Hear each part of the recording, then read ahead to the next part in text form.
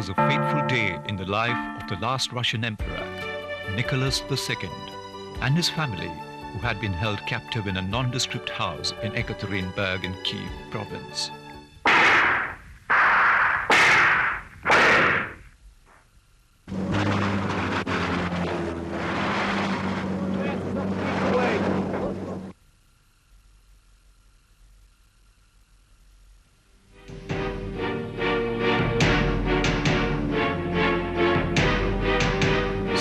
Years after their execution, the pit where their bodies had been dumped was located and their skeletal remains exhumed.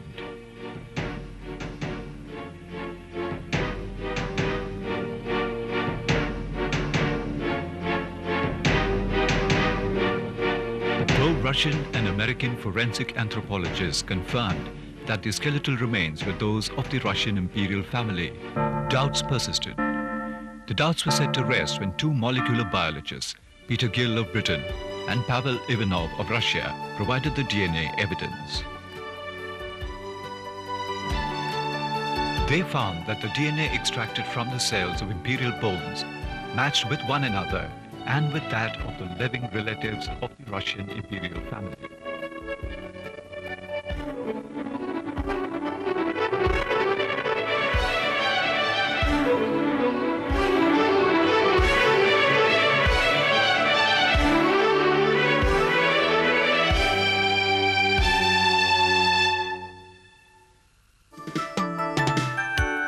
That was one of the examples of the application of DNA fingerprinting, a technique developed in 1984 by Sir Alec Jeffreys, a British geneticist.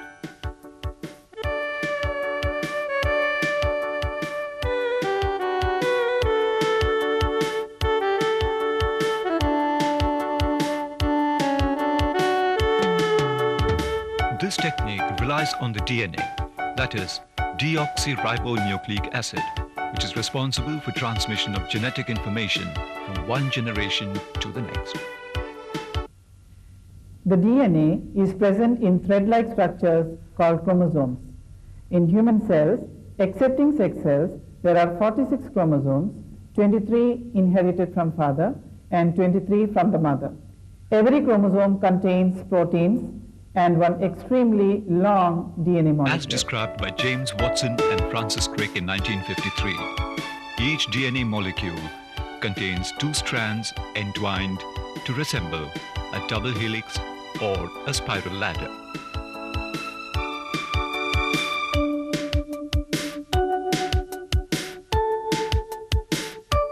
Each strand of the ladder has a long chain of nucleotides, and each nucleotide is made up of 3 subunits.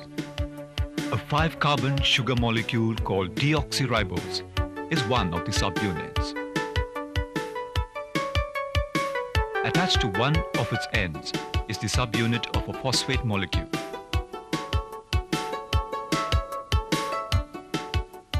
These two make the backbone of the helix.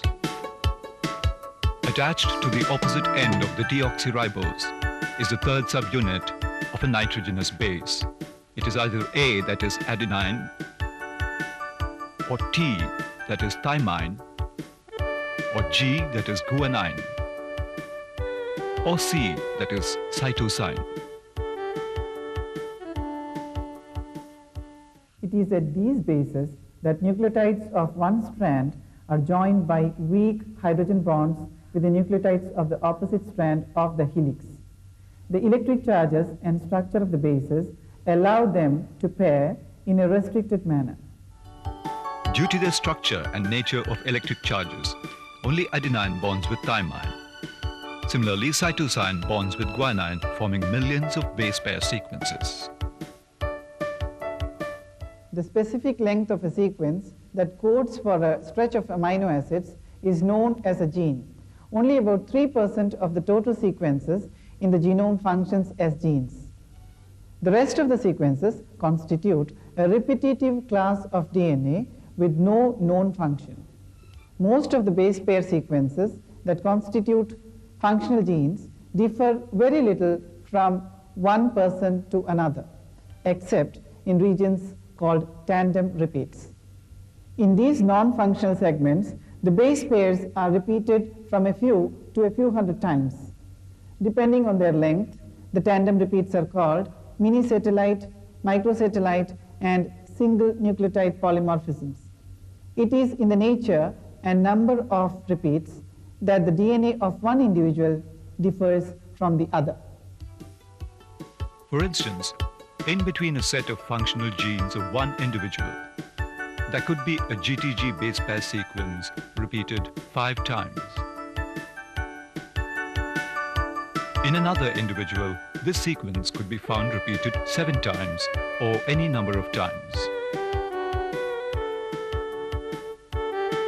The presence of such tandem repeats have helped molecular biologists develop DNA fingerprints which resemble barcodes. DNA fingerprints are unique. Hence, these are being increasingly used in solving cases of child swapping, homicide, and extramarital relations. Suspicion of extramarital relations often leads to disputes over offspring's paternity. In such cases, the inheritance of equal number of chromosomes of both the parents provides the basis for DNA fingerprinting. Therefore, DNA is analyzed to examine whether the child has copies of the DNA of both the mother and the father. This little one's family, for instance, is in the grip of such a dispute.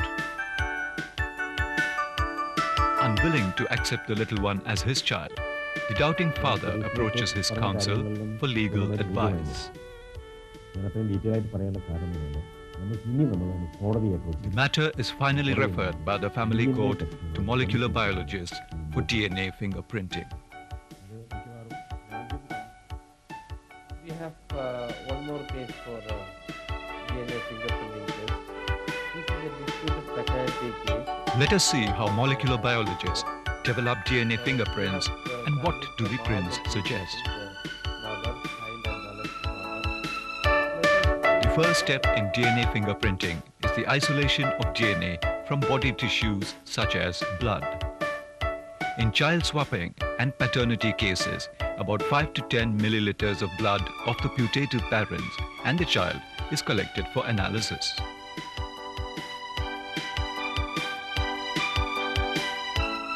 In blood, the DNA is located only in the nucleus of the white corpuscles.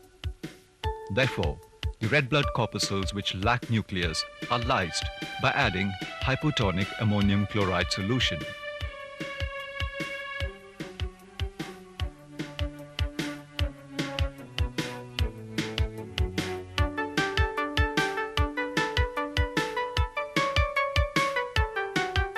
For better lysing of the red blood corpuscles, the sample is kept in ice and then centrifuged to pellet the white blood corpuscles needed for isolation of DNA.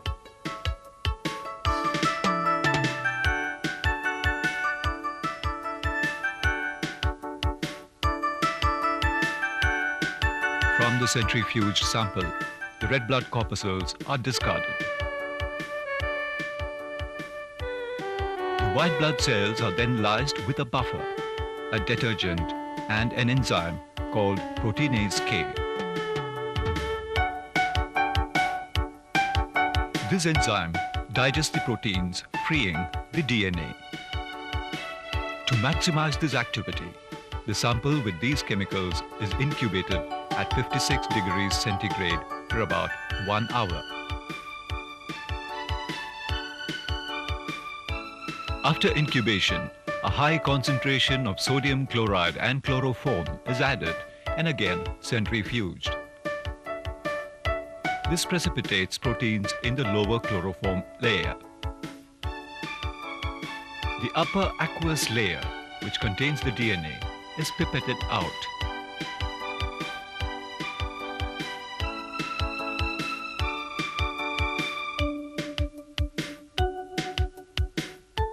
To this layer, alcohol is added to precipitate DNA.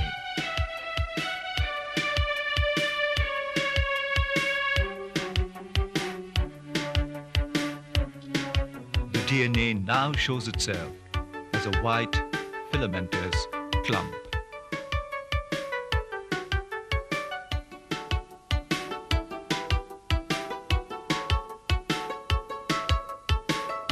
The DNA clumps are carefully pipetted out.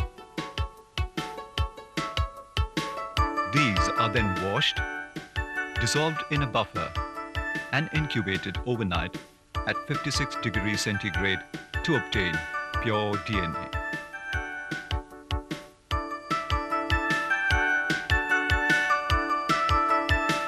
Now begins the second stage of checking the purity of DNA extracted from the blood samples.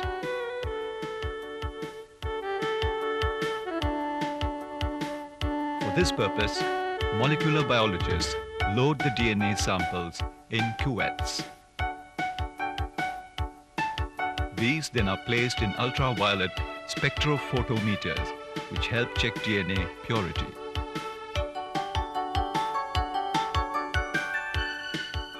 From the pure DNA so isolated, fingerprints could be obtained through either the VNTR, that is variable number tandem repeat approach, or the STR, that is short tandem repeat approach. If it is the STR approach that is chosen, the third stage in DNA fingerprinting would be the amplification of DNA through polymerase chain reaction to obtain millions of copies of the specific short target sequence. For amplification, a primer, DNA polymerase, and free nucleotides are added to about 250 nanograms of pure and diluted DNA sample. The microfluids are placed in a polymerase chain reaction machine programmed for repeated heating and cooling cycles. During the heating cycles, the two strands of the DNA separate. During cooling, the DNA polymerase makes a copy of each of the strands, producing two identical molecules.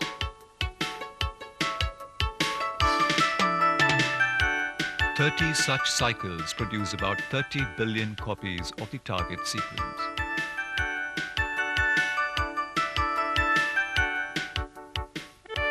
Electrophoresis of the amplified DNA fragments is the next step.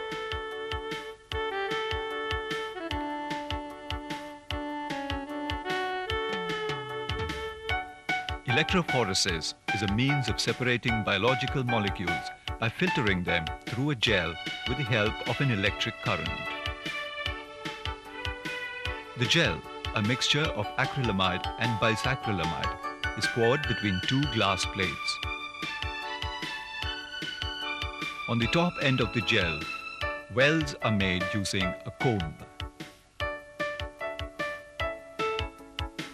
The plates with the gel in between are mounted on the electrophoresis apparatus.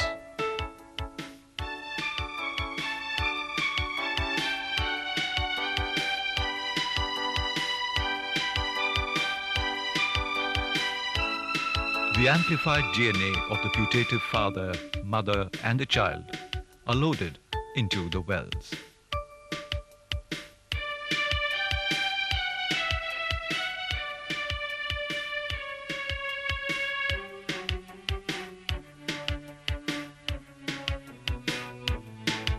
When a high voltage is applied, the DNA, which is negatively charged, moves downwards through the gel, smaller fragments moving faster than the large fragments. Thus, the DNA fragments in each track clusters at different positions along the gel, producing a distinct pattern of bands. It is these bands that are referred to as DNA fingerprints. With that begins the last stage of DNA fingerprinting, the visualization and interpretation of prints. Molecular biologists compare the bands of the father, mother, and the child whose parentage is in dispute to find out whether the child has the same genetic prints as the father and mother. Now, the child shares this allele with mother and father because it's a common allele present in both father and mother. Based on this loci, we cannot exclude the father from the disputed paternity. Now we go to the second loci. Now here With the also, DNA one evidence, allele is molecular common. biologists have thus helped settle the dispute, reuniting the family happily.